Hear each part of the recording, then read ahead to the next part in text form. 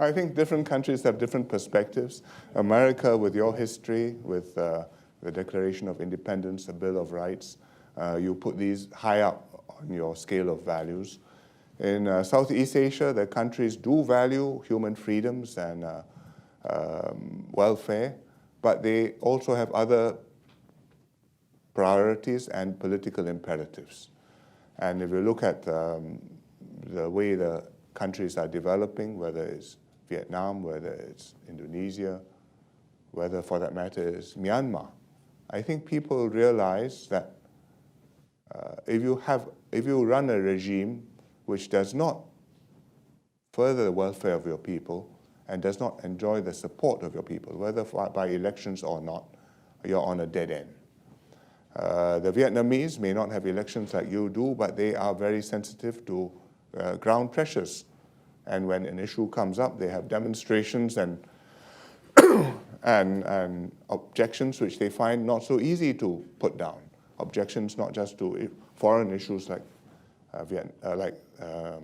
their dispute with China, but domestic issues like corruption. And they have to respond to that.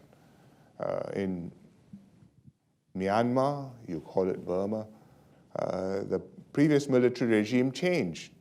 Partly, maybe you pressured them from externally, but I think substantially also because the generals themselves knew that where they were headed into a dead end. There was no future. The people knew there was no future and hated the status quo. They had to change.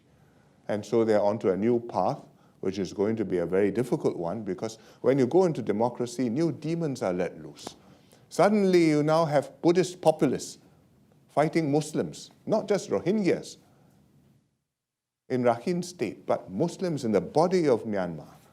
And even Aung San Suu Kyi, who is a saintly person, cannot easily stand up and say, this is wrong, because then you will antagonize 95% of the population or more who are Buddhists. So it's going to be a difficult path for them. If you look at Indonesia, they went from the Suharto New Order regime to one where elections are held. They've had quite a number of changes of presidency since Suharto, and quite a range of individuals and governing styles as president.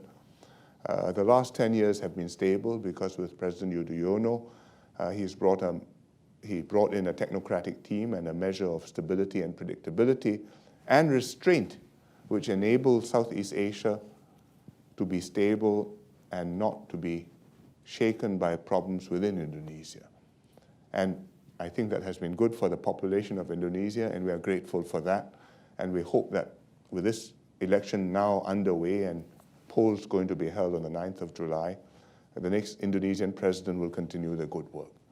So I would look at democracy and human rights like that. What does it deliver for the welfare of the people, for the stability of the country, for the opportunities for the next generation of the population? And if you can deliver that, well, that's more important than the forms and the precise way the rules are expressed.